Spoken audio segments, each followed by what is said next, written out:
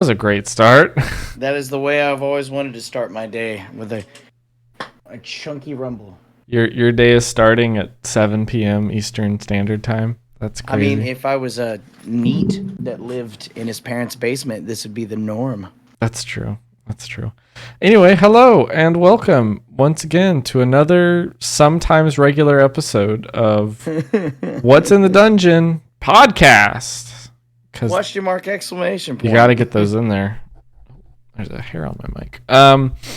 I am John. That is Murph. We are your hosts in this very popular podcast. Critically acclaimed. 3-time Emmy nominated. Yeah. In fact, they nominated us for a Tony as well because, they thought, this was a Broadway show, but it's not. It's crazy. The awkwardest one-man show of all time. Yeah, it's very awkward because there's two of us. Doesn't make any sense. This is the podcast where yawn.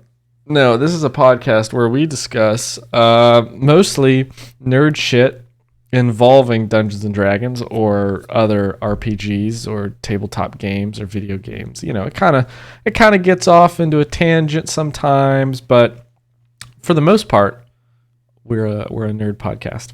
I think we got pretty deep on the last episode. Last time, I almost didn't post it on YouTube because I was like, maybe this one should just die because it was just so random. And I was like, no, because that's kind of what we do, I guess. So it's up there, and so it's out. It exists. It exists. They can take us to the nether realm on that one. Yeah. So that was interesting. But anyway, I actually posted something in chat because I figured it's something we could go over today.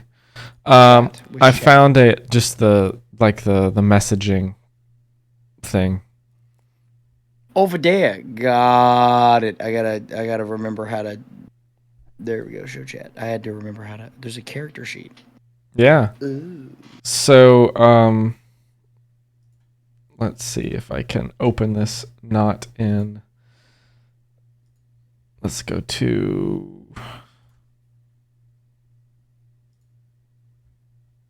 There we go. Okay. So I figured we could kind of just look at a character because we talked about like some of this stuff, I believe, but I don't think we did like a deep dive into what everything is. Okay. And I figured it would behoove us to not go over what a character sheet looks like. This is the form fillable version, so like I can type numbers in here, which is pretty cool. So let's download this. I don't think I have a PDF viewer, so it's just going to keep opening in Chrome, I believe. I have downloaded it, and it is also open in Chrome. Okay, could not find. Make sure you type the name. Shut up, bitch. Okay, yeah, so I will just be opening it in Chrome. That's fine. 2-page. Ayo, Chrome. View. Yeah, we'll do a 2-page view. Okay, so I'm going to swap the focus on Twitch Studio over to my Chrome browser, and hopefully there's no porn. Wouldn't you know? Sometimes, I don't know. It just depends. I think it'd be hilarious if that new tab at the top was just like the most insane, and you're like, yeah, nothing's popping up, and it's just like clown fucking, and you're like, what the fuck? It's okay. It's so like I'm a weird Easter egg the entire time. I'm using our Chrome profile for the channel, which is great because it doesn't have any of my favorites saved. So it's only got our like 3 or 4 that we use. So this is what a character sheet looks like, and I figured what we could do is kind of just make our own. And you ask questions as we go along.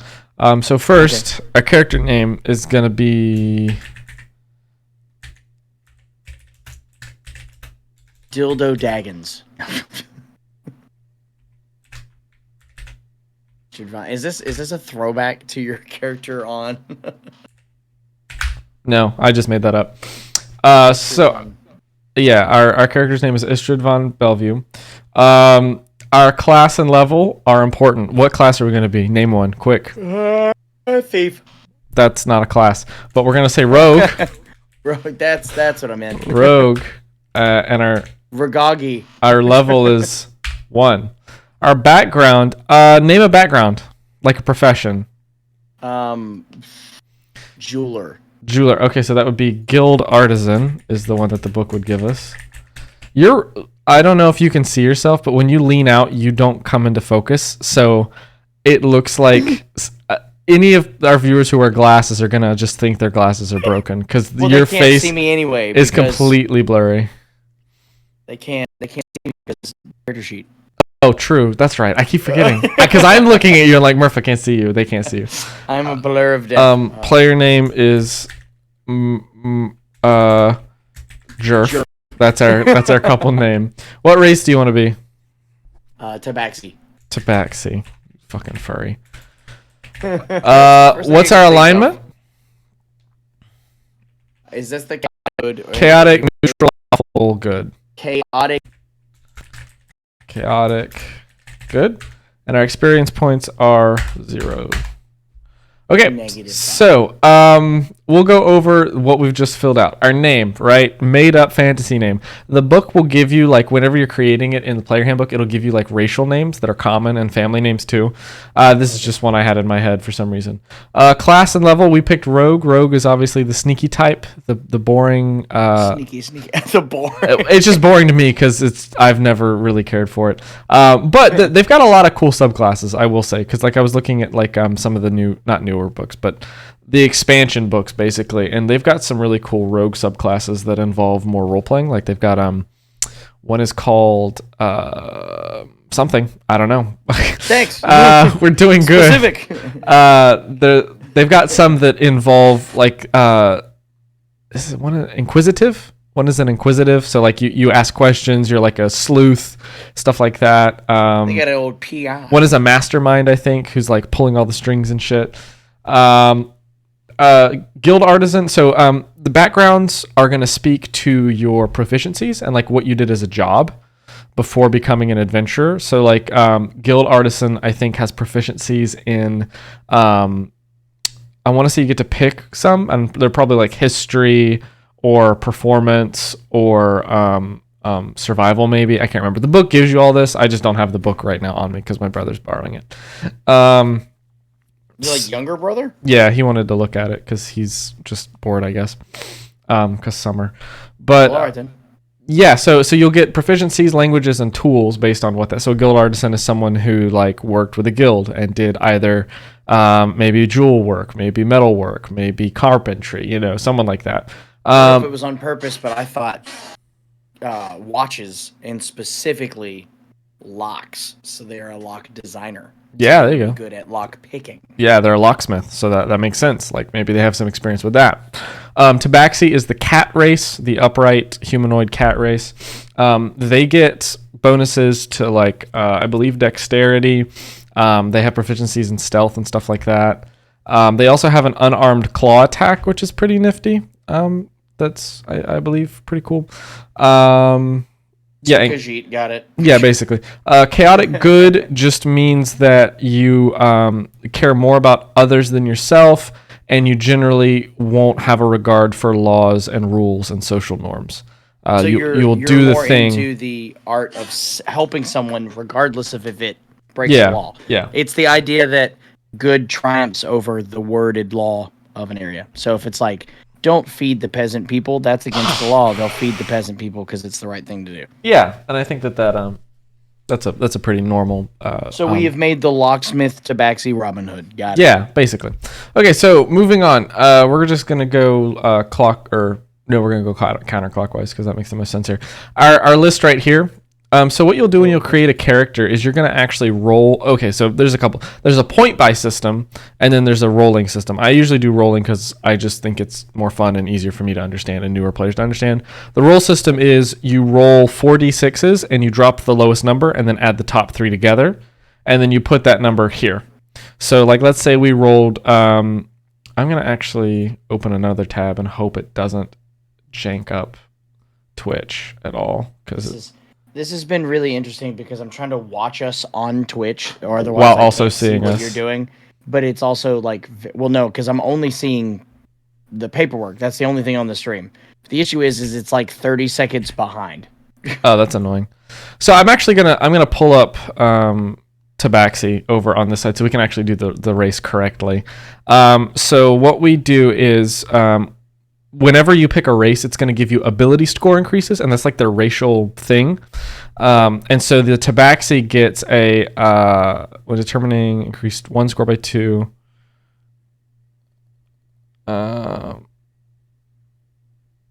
the quick build section for your character's class on which scores to increase. Oh, okay, I forget they changed this. So they've got this this thing now where since Mordenkainen's Guide came out, they don't have like specific racials like they used to. So it's more you can increase one score by 2 and increase a different score by 1, or you can increase 3 scores by 1. So that kind of gives you some freedom. So since we're a rogue, let's see. Do we do proficiencies? Cats. We have proficiency in perception and stealth skills. So right off the bat, since we picked this race, I've scrolled down and I've put let's see, proficiencies. We're gonna bubble in our proficiencies, which are perception and stealth automatically from being a tabaxi. So I'm gonna bubble these in stealth and what was it, perception. And I'll explain what these are in a moment. But for now, just know that proficiency is bubbled in. Anything is bubbled in if you're proficient. And then the racial features that we have as a tabaxi are cat's claws. So over here in features and traits, we're gonna pick cat's claws. That's our like unarmed attack. And you can, so when you're creating a character, you can be as specific as you'd like. I know some people who just write like the page numbers. So in Mordenkainen Presents Monsters of the Multiverse, this is page 33. So some people to reference this might put page 33, or they might write out the whole thing. Like it's 1d6 plus your strength attack. Ooh, I can't spell. Attack. We also have dark vision, which means we can see in darkness, non-magical darkness up to 60 feet, which I don't ever write a description for because I know what dark vision is. We also have feline agility. That's another racial trait we have. The specific wording is when you move on your turn in combat, you can double your speed until the end of the turn. And all that means is instead of doing our normal speed, we double it, and you can't use it again until you don't move one of your turns. And I'll get to speed in a second. So now that we've put in our race stuff, we're going to go to our class.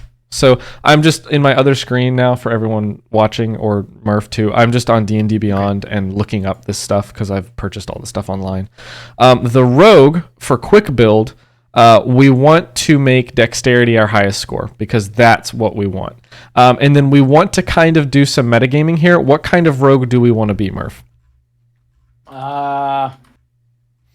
Kind and collected. Okay, but I'm sorry. Like, what kind of? That's a good character trait. But out of like the different subclasses, like they've got some. I'll name them, and you tell me just based on the name which one you want to go for when you get to level 3.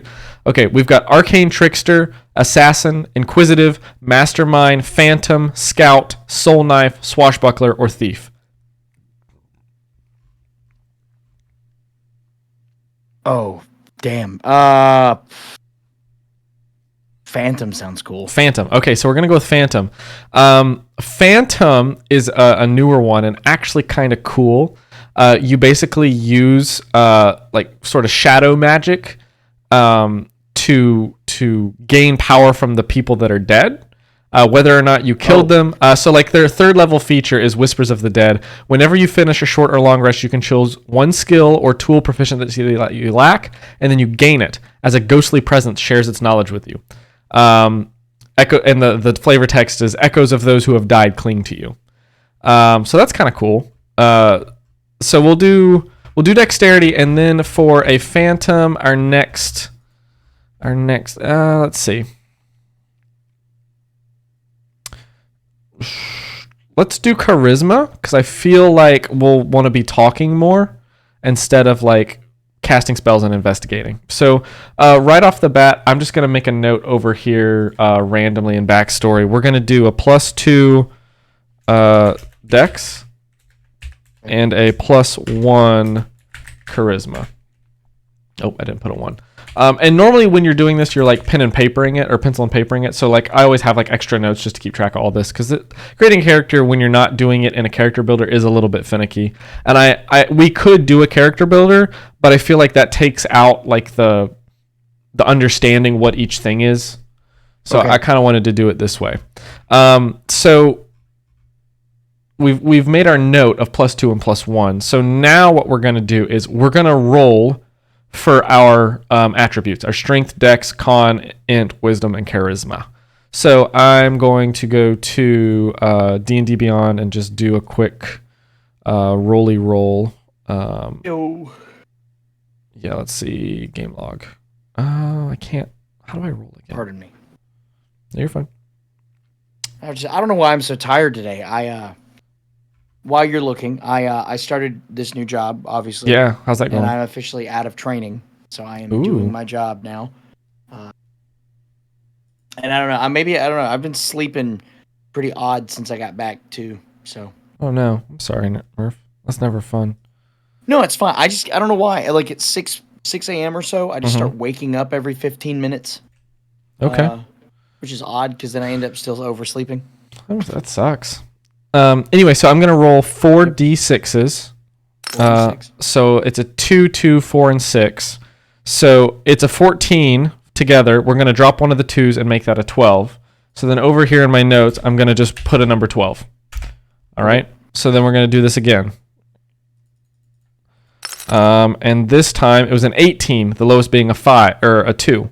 So we're gonna make a 16. Okay. And then we're gonna do this once every time for our ability scores. So it's gonna be 6 times. And it's a lot easier like when you have the dice in person because you can just do the math. This one was an 11, the lowest being a 1, so it's a 10. Not awful so far. Yeah. Oof. This one was a 9, the lowest one being a 1. So we've got an 8. 2 more times. This is a 17, lowest being a 2, so it's a 15. Okay, so we're doing pretty good. And then one more time. Hopefully it's more of a neutral score. Oof. 19, the lowest being a 3, so 16. Still not awful. Yeah, not at all. So there is... there's like a sliding scale of pluses and minuses based on your numbers. A 9 and a 10 is +0. And then every 2 above that is +1, +2, +3, +4. And every 2 minus that is -1, -2, -3. So okay. We're going to put probably our highest score in dexterity. So we've got a 16 here. And we're going to add 2 to dexterity based on our racial trait, right? So it's a +2. So it's an 18. So it's actually a +3. No. We're going to add the +2 to the base number. Oh, okay. So we're going to make it an 18. So with it being an 18, since that's 4 over 10, is that a +4? Let me see here. Sorry, because this is the part that always screwed me up, is the math aspect of it. And I've said this multiple times. No, you're fine. I suck at math, which is ironic to my profession. You're honestly fine. And I'm actually just going to pull up the player's handbook so I can not talk out of my ass. Step-by-step characters. So the character's handbook is great because it's got a literal step-by-step guide. It's a little bit confusing because it kind of assumes you know what these terms are, but it's fine. So, All right, so we've got a 10 and 11 is a +0, a 12 and a 13 is +1, a 14 and 15 +2, 16, 17 +3, and 18, 19 is +4. So you're right, it's a +4. Cool. So we got a +4 in dexterity. That's a really good. That's not bad. Yeah. So our next highest score, we've. I'm just gonna cross out the 16 so we don't reuse it. What I like to do, if I've got kind of a squishier character, I prefer to put my next highest score into Constitution because that's going to determine your hit points. So I'm going to put this next 16 into Constitution. That's a +2. Mm-hmm. And that's going to give me +3. It's a +3 because it's... Exactly. So +3 there. In Constitution, that's not bad. Not at all. Now, we already got a charisma buff of +1. Exactly. So now we'll put this 15 into charisma, which will actually end up being a 16, which is great. So that's another +3 to charisma. 165. That's not what I meant to put. So +3 is really good. So now we have our middling scores, right? We've got our 8, our 10, and our 12. So it's really just going to depend now on what you want to play as a character, right? Do we want to play someone who's physically more weak? Do we want to play someone who's a little bit not smart? Someone who maybe isn't wise in the ways of the world? Well, if we're playing a rogue and I'm thinking rogue, then they rely on sneak attacks and stuff anyway. Yeah. If we're playing big brain meta here. Yeah. So it would make sense to me to have the weakest trait run strength, and then absolutely wisdom and intelligence be the next two. Absolutely. So that's generally what I would do when I would create a Phantom Rogue is I would put, and I like, this is just a preference thing, I like to play more intellectual characters just because for me that's kind of more me. I've seen your Skyrim playthrough. I understand. So I'm gonna put the 10 into that, so it's gonna be a +0. So what is the difference between wisdom and intelligence? So we'll actually get into that in our next section, because here I'm gonna go back to the rogue page. Man, +4 to dexterity is awesome. Yeah, that's really good.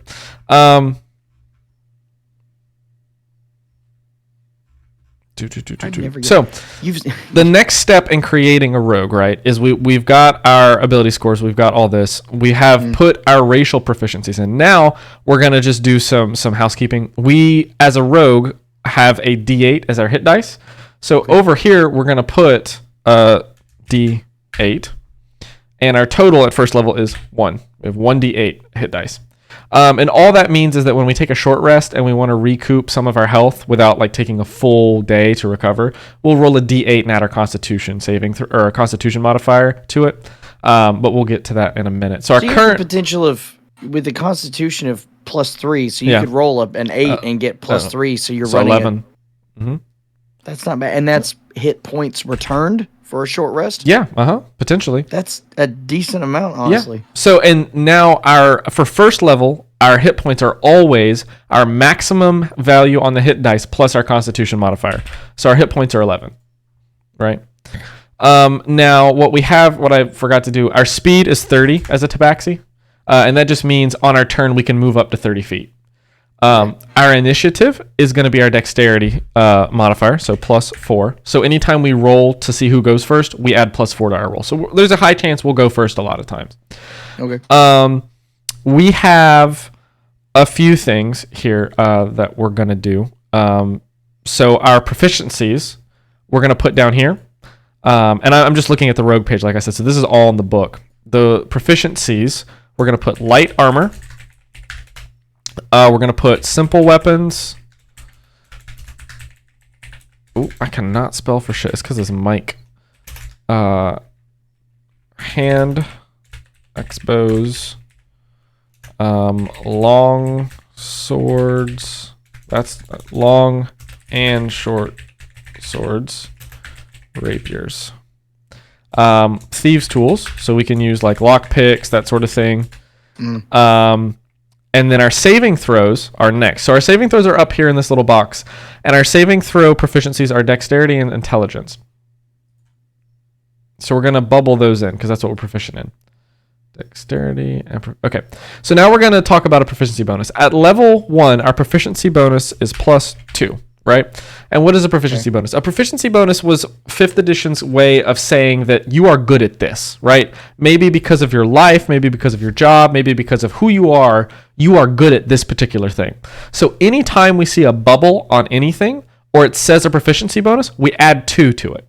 So like, it's easy math if you understand it. So our saving throws are going to pull right from our attributes or our ability scores. So our strength saving throw, -1.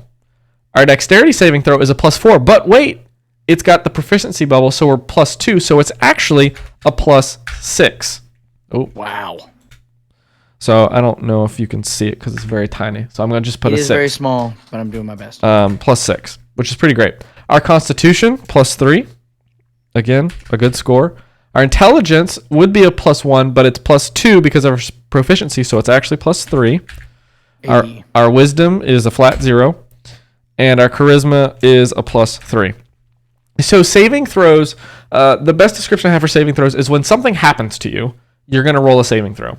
So whenever you're doing things in the world, whenever you're an active player, you're rolling ability checks based on either your skills, which is the next box, or based on your flat ability modifiers, which is the things we just did. The saving throws are when things are affecting you. So like if someone throws a fireball at you, you have to roll a dexterity saving throw to jump out of the way in time and not completely take all the damage. When someone's trying to override your will, you need to roll a wisdom saving throw to see if you can push their mind out of yours. When someone's trying to grapple you and hold you down, you need to roll a strength saving throw to break free of that. Or maybe dexterity to wiggle out of that. Who knows? Whenever you're poisoned, you roll a constitution saving throw to see if you're hardy enough to shake off the poison. That's what these saving throws are for. Next are our skills. So this, again, you'll look at your class sheet. For the rogue, we get to choose 4 from acrobatics, athletics, deception, insight, intimidation, investigation, perception, performance, persuasion, sleight of hand, and stealth. We already have stealth and perception, and we can't do double proficiency unless you're a bard, so we don't have to pick those. So since we're a rogue, I'm going to go ahead and just de facto pick sleight of hand, because I feel like that's important. So now we have 3 left, and since we don't have a lot of strength, we're probably not going to use athletics. So now it's more based on your character. Like, what kind of character do you want to play? Do you want to play someone who's trying to be intimidating, someone who's like really like looking around at stuff, someone maybe who puts on a show? Like, it's all based on the flavor. So for this rogue, Deception? I'm gonna go with deception. Yeah, so that's probably a good one. Because he's got phantom, so I don't know what the extents of those powers necessarily are. But if you're deceiving someone with a character, right, thinking from the character playing standpoint, you could really screw with someone if you could convince them that you knew someone that they had killed. Absolutely. Because you were talking to the dead guy, and you could deceive the random NPC into doing something for you because. Absolutely. Yeah, so you can base this off of who you think your character is, or you can base it off of who you think your character is going to be. So, like, I'm going to pick insight because I feel like my character has spent a lot of time, or our character has spent a lot of time around dead people, so he's learned to read people pretty well. Like, not only does he talk to normal people, he talks to ghosts. So it's a lot to deal with. He was also a guild artisan, so he probably had to work with a lot of clientele. Absolutely. Too, so now we can pick investigation, or performance or acrobatics. Okay, I don't know why I wanted to do persuasion, but you said what were the 3 options? I'm sorry. We can do perception, performance, persuasion. Oh, we already did perception. We can do performance, persuasion, investigation, intimidation, or acrobatics. Well, we're high charisma. I'm personally saying persuasion. 6. Okay, persuasion. He's got the skills of a thief, but the tongue of a bard. Yeah, absolutely. I'm going to go acrobatics just because I feel like that might be handy. Okay. And then the last one we can do is either intimidation, investigation, or performance. I would say investigation because it kind of ties into the other ones, the deception, the ability to learn a person and then deceive them out of all their belongings. Yeah, absolutely. So Rogue gets a lot of proficiencies. They get 4 at the start of theirs. Also, something I completely neglected. When you pick your background, like we picked Guild Artisan, you will get proficiencies from that job as well, and maybe some tools and maybe some money, depending. I'm not going to go into that because we kind of skipped it and I definitely forgot about it. But they might already be the ones we picked. So again, we've got a lot already. So now I'm just going to go and I'm going to do some math. So acrobatics is a +4, but +2 is a 6. Oh, okay. Animal handling is wisdom, so wisdom is a 0. Arcana is a 1. Athletics is a -1. Deception is a 5. History is a 1. Insight is a 2. Intimidation is a 3. Investigation is a 3. Medicine is a 0. Nature is a 1. Perception is a 2. Performance is a 3. Persuasion is a 5. Religion is a 1. Sleight of hand is a 6. Stealth is a 6. Survival is a 0. So like I said, you pull all of these from your ability scores and then adding your proficiency bonus. As you level up, your proficiency bonus will increase. I think like at level 3 or 5, it goes up to 3. So it's based on like your levels. So depending on what level you are, it'll be a plus something. And when that happens, all of your skills change again. And all that shows is that as time has gone on, you have gotten better at the things you're good at, just like a normal person would. As time goes on in life, Murph, I'm sure you've gotten better at, doing spreadsheets or, taking your car to the shop. Like, it's just a normal thing that happens over life. You get better at doing certain things the more that you do them. So that's all the proficiency bonuses. Continuing sort of in line is the armor class. We start in our equipment. I'm looking on our page. We start with a short sword. I'm going to pick a short sword because the other option is a rapier. A short bow. I don't need to put a. It's so weird seeing the delay. Burglars. Just now writing the word short. Burglar's pack. Leather. I cannot spell. Armor. 2 daggers and thieves. That's not how you spell thieves, is it? Thieves tools. So we start with leather armor, so our AC is going to be a little bit different. We're going to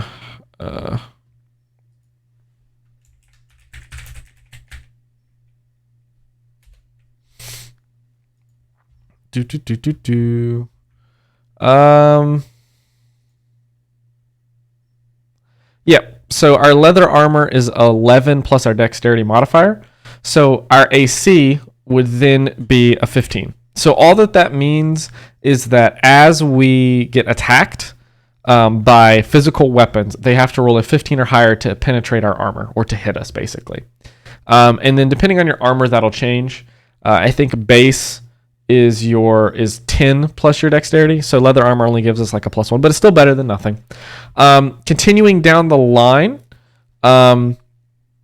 we have first level features, and all that is we're going to put things over here that regard to our class. So at first level, we get expertise. So expertise means that, oh wow, I forgot about this. I definitely talked out of my ass earlier and said only bards get double proficiency. Thieves or rogues get proficiency in that expertise lets them pick 2 skill proficiencies and double the proficiency bonus for that. So we're going to pick 2 skills or 1 skill in our thieves tools and add another +2 to that. So which ones do we want? And I'll put them here. What are you thinking? Honestly, I kind of feel like stealth probably, because he's like a phantom. Like he deals with ghosts, so he's probably always stealthing around. And I'll let you pick the next one.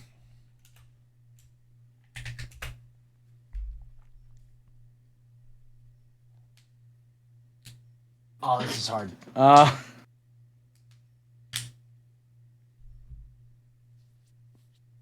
Okay, I feel like I might be looking at the wrong options. Tell me again where, move the mouse where my options are again. Over here, under skills. So it is under skills. Okay. Yeah, pick something that's already got a bubble in it.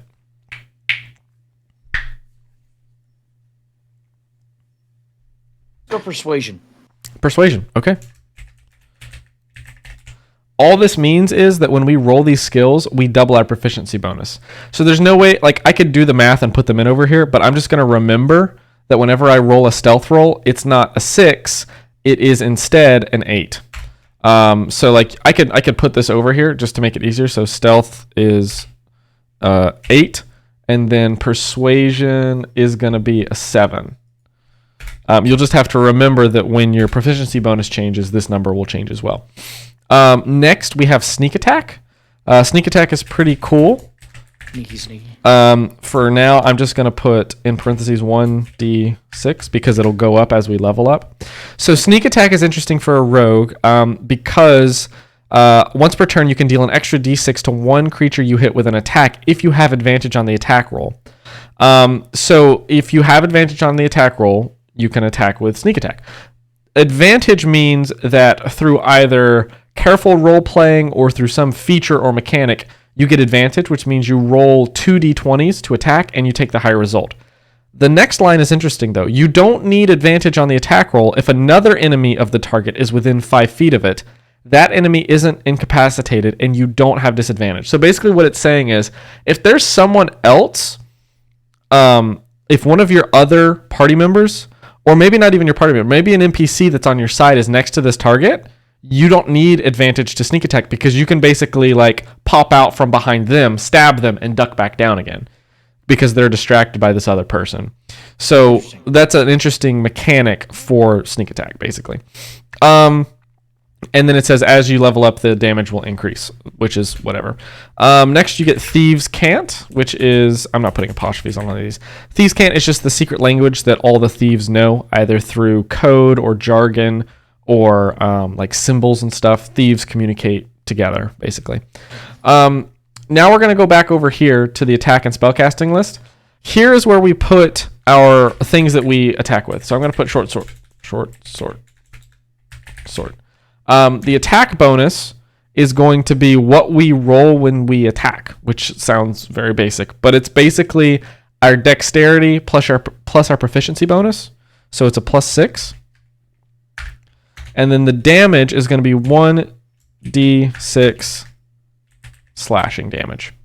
So now whenever we roll a short sword, right, to attack in D&D, you roll a d20. That's the hit attack. You roll the d20 with the short sword, then you add 6. So let's say we roll a 10. It would be a 16 because we add 6. Then, if the DM says, yes, you hit them, you hit their AC. Their AC was only 12. Then you would roll 1d6 slashing damage. Yes. And after you do that, depending on if it's a finesse weapon or not, which I think a short sword is, you add your dexterity modifier to it. So it's 1d6 plus 4. So you roll a d6, which would be... 4, and then add another 4, that's 8. So that's 8 damage you dealt to them. So there's 2 rolls whenever you do an attack. There's the hit roll and the damage roll.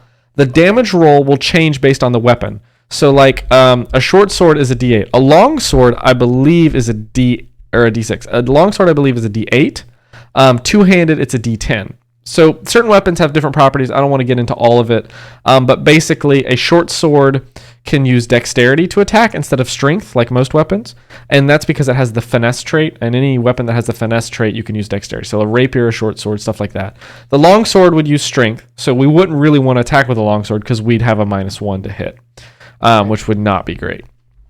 So you got to play to your strengths. The short bow, I think, is also a d6, but its range is 30 feet. Or maybe it's 60 feet. So you can get a little bit of a position on that. The daggers are a d4 damage, I believe. So, you can put whatever weapons you have in these spots. You might also put spells. Like when I play a wizard, I'll always put fireball up here. So I know and I have it. And that's basically it. That's all that's going on. Our passive, like down here on our passive perception, we'll put our perception skills. So it's our wisdom 10 plus our perception bonus, which is a 2. Yeah, a 2. So it's 12. The passive perception is what things have to roll higher than you to stealth. So like if a goblin is trying to sneak around you, they have to roll higher than a 12 to sneak around you. If they don't, then they don't succeed. You spot them immediately. Straight up catch them. Yeah.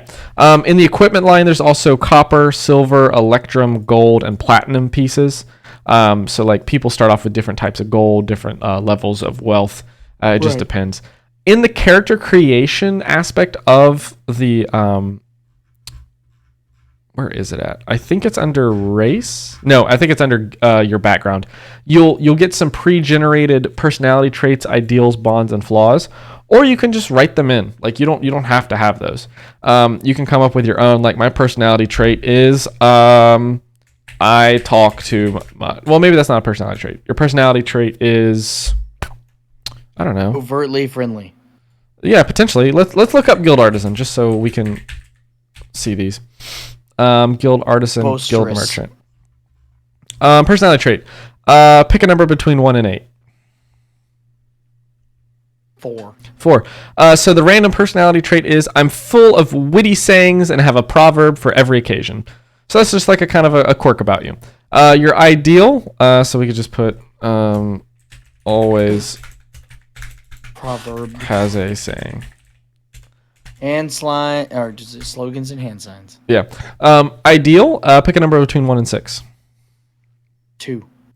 Okay. Your ideal is generosity.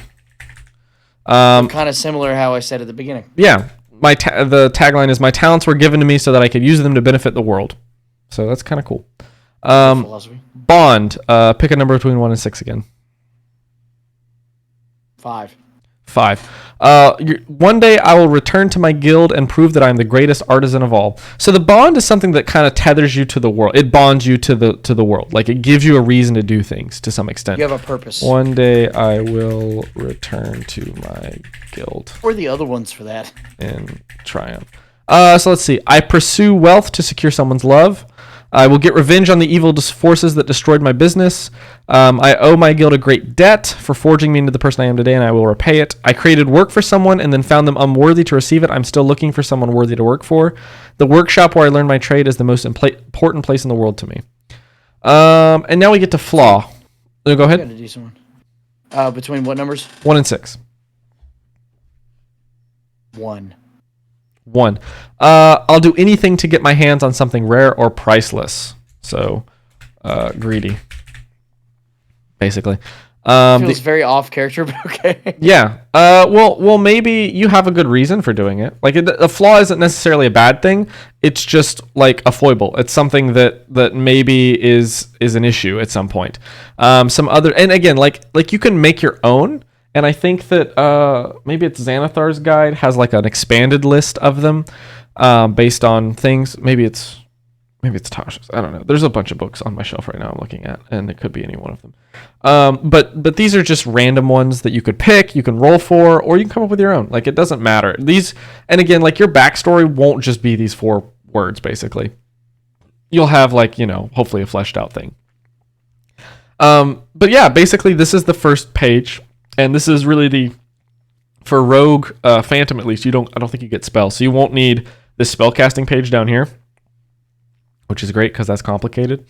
But then like the second page of the character sheet is your your backstory. You can put in stuff here like what allies do you belong to, what organizations are you a part of, what additional features do you have maybe that are extra, what treasure do you own. What is your backstory? What does your character look like? Like all these things you can kind of work with your DM on because like your backstory might tie into how they created their world, and you don't want to create like if for whatever reason, let's say you're in a world where magic is difficult and painful and everyone thinks it's evil. Your backstory isn't gonna be I'm a celebrity wizard who everyone loves and magic comes easy to. I am the oldest and most powerful wizard of all time. Yeah, so it might you want to work with your DM and have like an idea and stuff. And good DMs will flesh their world around your character too. Okay, so for this one, what are we thinking? Like, give me a world, and I'm gonna come up with a backstory right. Okay, so the world is everyone has to live underground.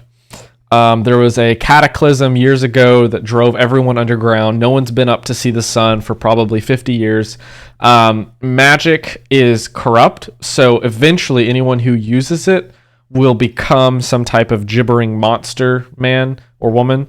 There are very few who have lasted using magic longer than 2 decades. The city that you live in is called... what's it going to be called? It's I like the name. Bum. It's going to be called. No, that's not that. We'll call it. It's not so much a town as it is like one of the last bastions of civilization, as people have struggled to create worlds under the ground, and it's called the Aegis. The Aegis, because this is like the main hub of civilization, and it is ruled by a council called the Council of the 8 Scepters. And basically these 8 scepters are either appointed or elected. It's half and half, and they rule over various aspects of the town or the whatever city. I don't know what you call it. All light is derived from natural uses, because using gas and stuff down in a cave like this would be pretty dangerous with all the fumes. So like all visible light is either torch bugs or maybe some type of luminescent paint, stuff like that. But because of that, most people have adapted to it and have gained dark vision, which is, I mean, you have dark vision, so you're good. But the humans who came down here who didn't have dark vision over the last 50 years have slowly adapted, and their eyes have gotten like kind of bigger and weirder. The sister towns that were put down here were created after this one. And as such, they're slightly smaller. They're slightly easier to attack from the bandits that because anytime you have a civilization, there's going to be people who want to do bad shit. So when the cataclysm happened and everyone drove down into the earth, there were people who didn't want to be in a society, who didn't want to follow any rules, so they created their own like roving bands of thieves. Caravanish bullshit, basically. So you've got those people who are always like harassing travel between the different cities, and actually you've heard tale, your character's heard tale that several cities away, the town of Brankmore has actually gone silent. Like you haven't heard anything from them in probably the last 5 years. So no one's sure if like cities are disappearing or if maybe like the supply line got cut or what. It's very low technology, probably mid magic, because even though like it's a really bad thing to use magic and you'll die, there's still a lot of people who do it because they're desperate to try and like either carve out a life for themselves down here or to advance civilization in some meaningful way. No one has been up to the surface. It was made clear when they came down here that it wouldn't be an option for several generations. And those that have said they're going to go have never returned. So you're that's kind of out of the question for that. As far as your character, they're probably like young adult age. So they probably were born down here. Okay. They've not really known much else. So there's 2 questions I have based off the story you gave me. Yeah. Number 1, how long after the cataclysm is this taking place? How long this is 50 years been in place? So it's been 50 years. So it's a fairly established setting at this point when my character was born and or exists. Yeah. Second, magic may be destructive to the person, but are magical items equally destructive, or is that the safety of magic because it is conduited through an item? That is exactly it. That is exactly it. I think that the effect of a person, and because magic when it goes into a person has to counter with their soul, and not just like a piece of flesh. There's a soul. There's a mind behind it. When you channel that into an item, there is no soul to corrupt, so it's just an item. And that is a very good example, Murph, of a DM taking a character's question and making it a reality, because I had no idea until you said that's what that was going to be. So just as an example of times a character said something and I've said, yes. Yes. So my next question is this. Since this world is still being established, can I add a bit of lore to this potentially through question, and you can tell me if it's stupid or not? Yeah, what's up? So the general magic user, though it is shunned, becomes infected with, mind rot, I guess, essentially, because it's corruption over a course of time. Yeah. But the people who instill magical items as a profession, since it destroys them, are revered because it is a sacrifice for the better of the people. Yeah, absolutely. I think that's exactly what it is. And I think that they kind of like the wizards and the sorcerers and the warlocks who were above ground and came down had a culture shock. Like they were like, we were revered as basically gods before this, and we came down here and now everyone is fearful of us. They shun us. They don't want us around. They don't want our help. Like we're just trying to do our jobs. It's not our fault we were born with magic powers or we sought out powers. I picture them trading them, like the Mad Hatter of Alice in Wonderland, where like mercury poisoning has destroyed their mind to the point where like they're almost just practically insane. Yeah. People still respect the craft. People still respect the idea of what they do. But instead of revering them as like, oh, this is our great and powerful mage, it's more like pity. Yeah. The people who do things for the greater benefit, so they enchant all day. They're just enchanting stuff, but it's destroying them. People still do business with them because it's necessary. But no one's ever in like, you were the greatest wizard of all time. They're like, we brought you an extra loaf of bread because you're gonna die in 20 years. Yeah. Like, and I think that the society here is fairly pre-industrial. So like everyone's focused on some aspect of business. So like all the scepters on the council reflect that. So you've got like an artificer scepter who deals in like they're the head of the people. This is literally just like Fable 3 territory. Yeah, sort of. Yeah.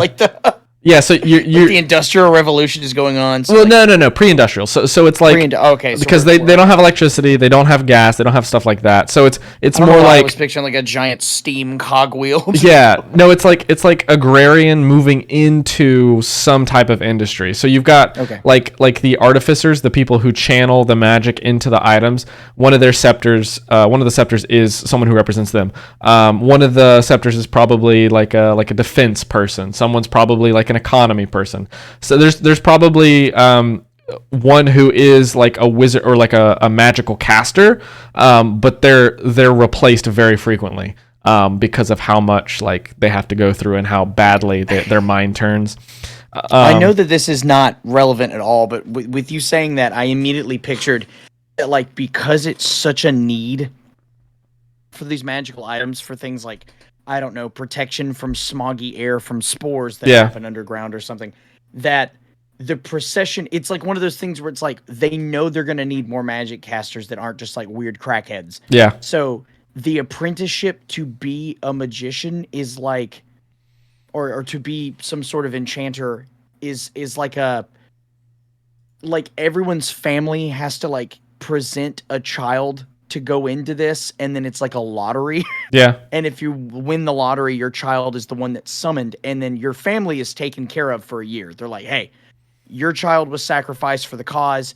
You know, your family will be taken care of. So it's like half of I did this for my family, but then again, like we all know that you're going to eventually die a slow and painful death. Yeah, absolutely. Which again brings back to the whole role of, as the enchanter, you're pitied, but in a like respectful. Oh man, this is a crazy fucking. See, look, we've done that in like 10 minutes.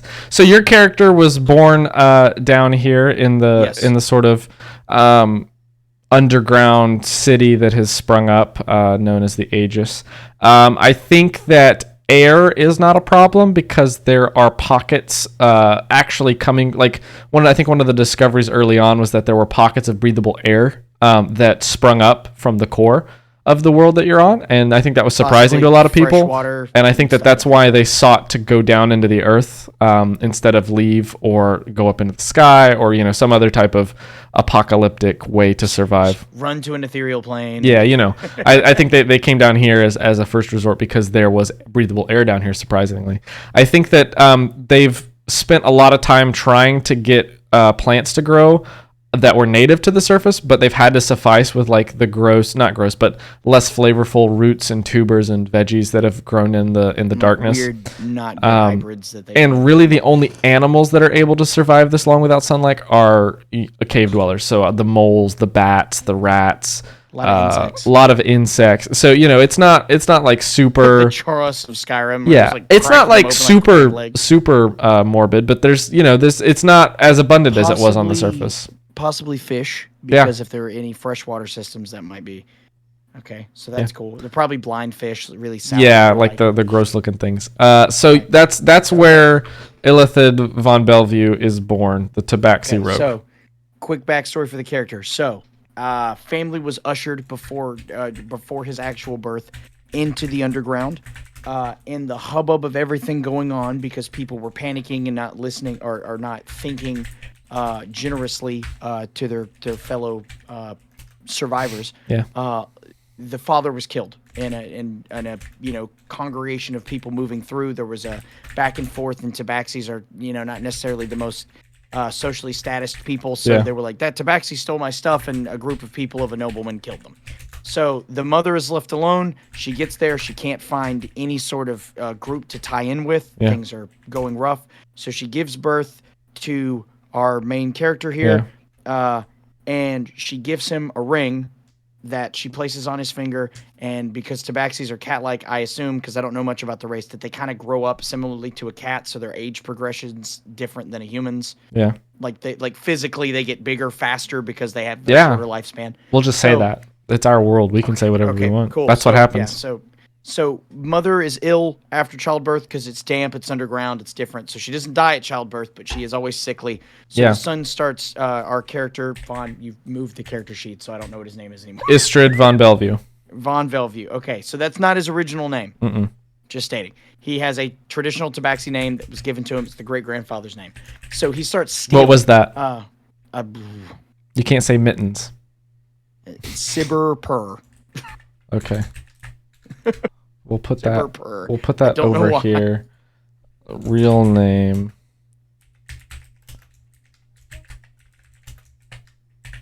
I'm going to spell that with 2 R's at the end. Cool. Okay, so Sibber Purr is stealing from people. Okay. As the town has sort of been developed. Now that he is in young adulthood, or prior to where his standing is now, because obviously his profession, he is attempting to rob a human noble family who carries the name he now carries. Okay. And in doing so, in a haste, because his mother had fallen into, I'm going to call like a long sleep, like coma. Yeah. He gets sloppy. He starts taking things just any way that he can. The wife of the noble catches him. There's like a back and forth, and the main household figure comes in, catches him, and realizes that the ring on his hand is an enchanted ring that he had only heard of before, and it keeps him from just outright killing our Tabaxi hero. Okay. In conversation, he speaks with the guy and finds out that the ring actually belonged to a noble generations ago that the great-grandfather that he was named for was in service to and was gifted to him for outstanding service. Oh. And what the ring does is that when there is high spiritual energy in an area, it warms. So which is why our Tabaxi has always been good with speaking to the dead, because he can always know when they were near. That's pretty cool. You can't just outright see them. Okay, yeah, I like that. So, I stopped typing because I was getting interested in that. So long story short, through conversation, the nobleman realizes that this guy has always had a talent for craftsmanship, because he would have to survive on the streets using whatever he could, making specific jewelries and stuff out of the native crystals. Yeah. So he decides to sponsor him to the local guild as an apprentice jeweler. Okay. In exchange for then taking his mother in as a handmaiden to the household and giving her the medical treatment, the Tabaxi now owes a life debt to the noble family, and in order to swear it by them, because he's old school like that, he takes the family name as a debt of honor. So now he has been a successful craftsman for a small time at the guild that the family has sponsored. The mother is alive and well, but working for the family, and that is why he wishes to go out and come back as the best artisan in the area, so that he could prove the life debt, and then because that's where where the whole philosophy of he is designed to help others, because this one family gave out and helped him. That's pretty good. That's the character. I like that. Because I always encourage people to make normal characters, because everyone's first bent is their family died in a dragon raid, and they're the bastard son of the king of the country that rules, and they have dark magic powers, and they're brooding, and it's just Edward Cullen. And I'm like, like most of my they want some deep, like that was a good backstory, and you tempered the trauma with something good. But a lot of people tend to go for like, how do I make my character as interesting as possible? Like, and then they do that, and then they try to what is it called? Where they try to make themselves into their character, which is fine, but you can't keep doing it. Like, you can have one character, maybe a couple, who are yourself, and that's kind of cool. But at some point, it gets tiring to keep hearing the same story. So it's good. Like, I've always, anytime I have a campaign, I've always encouraged characters, maybe your guy's just a normal person. Maybe your girl is just a normal farmer who one of the days woke up and decided, you know what? I'm tired of this shit. I'm going to go kill like a dragon. I'm going to go on an adventure. I'm going to go on a quest. Yeah. But that's the difference between heroes and fictitious legends. Is a hero is a normal person that did something above their means. Yeah. And a fictitious hero or legend is a character that was from destiny. Their dad was Zeus. Was fucking, balls deep in the quests of life. And it's like, that's great, but there's a reason that those stories get old. Nobody wants to see Superman save the world 10,000 times. So this, I think, is a good backstory. The one thing you might have issue with is, and this is the issue I have with a lot of campaigns, is like, after I've set up the world, after I've set up the people with their characters, I always struggle, and I've been a little bit better at it recently, but I always struggle with figuring out how the characters know each other. Because it's like, you might have someone in the group who's like, I grew up alone, my parents died in the war, I struggled on the streets to survive. Their background is the urchin, so they didn't have like a big group of friends. So why now all of a sudden are they adventuring with the dwarf merchant who took an oath of glory as a paladin and is super outgoing, super gregarious, and it's like struggling to mesh those characters. And a lot of like in the past, the easiest way to do that is just to say you guys meet at a tavern and hit it off. And sometimes it works, sometimes it doesn't. The cool thing about this character is because you have a duality of class. Yeah. So if you have a rich merchant, it's because the noble family in study introduced you to the guild who traded with said guild. Yeah. So there's that first meeting, or maybe the artisan that you were understudying as an apprentice knew them for things. So that's one thing. The street urchin side, he was literally like the majority of his life was on the streets, so he still has contacts with those that he was rubbing shoulders with. So that's the cool part about this character, is that because of the differences of walks of life, you could probably, no far of an imagination, like know specific people or have heard talk of specific people. Yeah, absolutely. And I think that this is a good like basis of keeping things. I'm going to download this with our changes. And now that character will never be used. No, I think it's just cool to have. I like creating characters is always just a nice little exercise in creativity and math. Well, I told you at the beginning, my favorite part of this was backstories. I love BSing something into existence. Yeah, and I think that was reflected because that was definitely where you seemed to be the most involved and energetic. Yeah, you had like the whole thing planned. But yeah, that's basically how you create a character. There's a little bit more math involved. We definitely didn't do the background justice when we were doing all the additions and subtractions. If you're a spellcaster, there's a whole other sheet of spells that you'll fill out and how you use those. We'll definitely have to do that. It would be hilarious. I say hilarious. It would be interesting to see us like go through different character sheets for like, okay, so like maybe next month we go through and build a character that's a mage. Yeah. Or I say wizard. mage, a wizard. Yeah. And then we go through it, and then since that's your forte, you go through the full backstory, and I'll bullshit a world to you, and then at some point, maybe at the end of the year, we do a campaign with some friends where you just blindly hand the characters out to people. Yeah, that's people we've created. And they all get, and then actually like bring them to life. That's pretty cool. Yeah. So yeah, that was creating a character. So that's a new thing we can do. We're gonna pick a class of the month. We'll create a character based off that class. And then the rest of the then maybe we like go as normal. we can reference the class and other episodes, because I feel like there's probably a lot more we could say about the rogue, because the rogue is pretty cool. Yeah, well, I mean, it's only the 9th, and if we do these weekly, I mean, if you want to go more in depth on things that like fun facts about the rogue you didn't know you could do, or like are you playing a rogue and you're tired of getting caught in this situation and don't know how to get out of it? Well, here you go. Put your character sheet in the shredder, and now you don't have to worry about it. And stop playing rogues. You filthy problem solved. If everyone was a wizard, it wouldn't be a problem. It wouldn't be. I don't see the problem. World of Wizards. Yeah, that's Wizards 101. I forgot about that game. It's still around somehow. I know it is. That's wild to me. I played it when I was younger because it was like one of the few free-to-play games that I was allowed to play. And it was... I just noticed that somebody was commenting that what they played. Oh, shit. Were they? I'm sorry. I definitely have a lot of tabs. I became... Barbarian, Luchador, and carried a golden chair and had English subtitles. My dad was a washed-up hero, and mother was a retired. That's hilarious. I love the subtitles.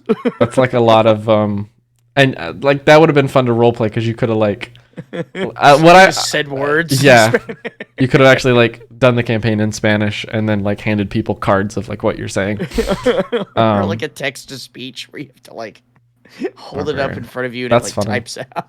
A barbarian, that works out pretty well, I guess, because you got your rage. Luchador. Yeah, that's fun. That's just like the golden chair. Yeah, that's pretty awesome. Sorry we missed that. Sniper. Yeah, when was that? That was I don't know. I just looked over and saw it. That's an old buddy of mine. That's it's officially we made a Scooby-Doo movie years ago in high school. Oh, nice. Yeah. As you do in high school. Yeah, well, it led to some great things. Fantastic thing about him, this guy is a phenomenal artist and won a contest. Our Scooby-Doo monster that he cartoonized actually made it into the TV show. Wow, what monster was it? It's called the Kabuki Beast, and it was the amalgamation of a really tall guy and a shitty, dirty white bathrobe that he wore backwards, a Freddy Krueger hand, a Yeti mask, and some shitty New Balance sneakers. I'm gonna Google this right now. If you Google it, it's spelled Kabuki. K-A. Okay. Let's see if I can. K-A-B-U-K-I. I think is how I spelled it. Hold on. Because I came up with the name off the fucking top of my head. Kaboo. Let's see here. No. I'm sorry. It's Scooby. Kabuki. I think it's Kabuki Beast. Let's see. Yeah. I'm sorry. I spelled it wrong. It's Kabooki. Type in Kabuki and then the word Scooby Doo. Okay. Let's see. Is Whaleman on here? Because I love Whaleman. Whaleman was my favorite entry that wasn't ours because that shit was funny as fuck. Okay. So if I can find it, if you go under Google, I know this is really tangenty, but if you look at it if you go to Kabuki Beast Scooby Doo, okay, under the normal Google, at the very top you'll see a Facebook article that says Scooby Doo, the Create-A Monster winner is revealed. Ooh, that was us. Okay. Travis Pippen, fantastic sniper, panda. Travis Pippen is a phenomenal artist, and his artwork got us the win. Watch a feature. Wow, that's really cool. I love that. Travis P. of Alabama winner. That's so funny. Kabuki Beast comic book. That's so funny. It's not a website anymore. I can't go and make my own. Yeah, a lot of it. Okay, so I'm gonna fucking Pinterest. Get out of here. It's so funny because there used to be way more artwork, but because of, I guess, time, it's not a thing. Yeah. But there's a very, what a blast from the past. Because this was a big deal. Like, we were very excited. Yeah, that's pretty awesome. Where'd be the thing? There it is. No one else can see. I haven't changed the window, so no one else can see what we're looking at. So but it's the Kabuki Beast. So that is the guy in the chat. That is the character that they ended up turning into. That little, but you can tell it's like a shit ass bathrobe with a Yeti mask. Yeah, basically. Well, that's pretty awesome. Y'all are famous. Yeah.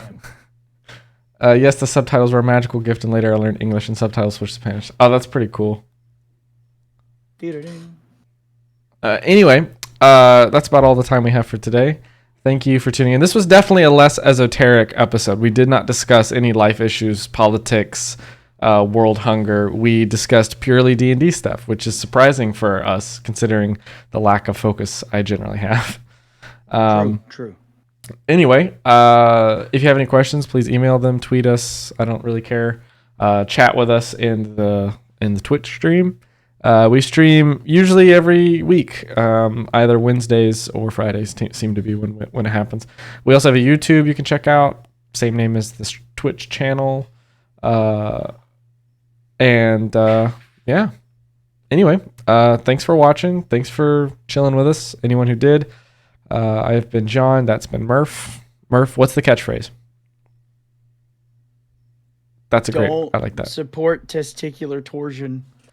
That's okay. Anyway, you've made it so. Have a great week. Make it so.